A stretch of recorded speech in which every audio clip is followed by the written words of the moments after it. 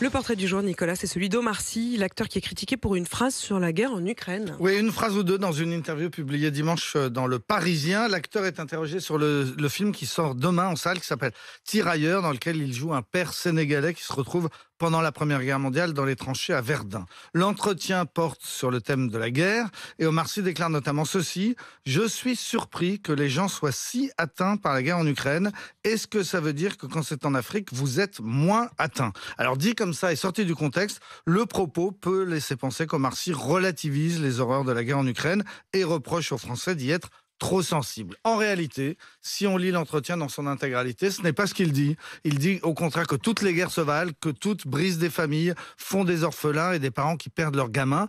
Il explique que venant par sa mère de Mauritanie, un pays qui a connu de nombreux conflits, il n'a pas attendu l'Ukraine pour découvrir ce qu'est la guerre et qu'il se sent touché aussi bien par des conflits en Ukraine que par ceux en Iran. Le journaliste du Parisien qui a recueilli cet entretien ne comprend pas la polémique. Il écrit que tout cela a été dit sans aucune virulence et sur un ton convaincu mais apaisé. Et ces propos, ils ont tout de même provoqué de nombreuses réactions. Oui, réaction politique, notamment au Rassemblement national, ou bien de la part de l'ancienne ministre Nathalie Loiseau, qui rappelle que 59 soldats français sont morts récemment en soldats, ce qui signifie que non, les Français ne sont pas indifférents aux guerres en Afrique. Tout cela montre aussi la position assez particulière d'Omar Sy dans le débat public.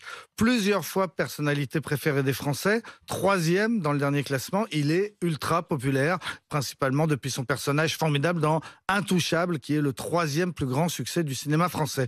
Mais c'est justement cette popularité qui fait que ses prises de position font toujours du bruit. Il a fait savoir par exemple au fil des ans qu'il voterait contre Marine Le Pen, il a traité Éric Zemmour de clown, il a dénoncé les violences policières et il se trouve à chaque fois des gens pour lui contester le droit d'avoir ses opinions. Et sans doute pas seulement parce qu'il vit à Los Angeles. Et vous évoquiez Nathalie Loiseau qui rappelait que 59 soldats français sont morts récemment au Sahel et qu'en effet, à ses yeux, c'était une manière de dire non, les Français ne sont pas indifférents aux guerres en Afrique. Je disais Sahel puisque vous ne l'aviez pas précisé et que c'était dans sa critique. Depuis, il semble que les choses s'apaisent quand même avec, comme vous le disiez, les propos du journaliste du Parisien qui relativise.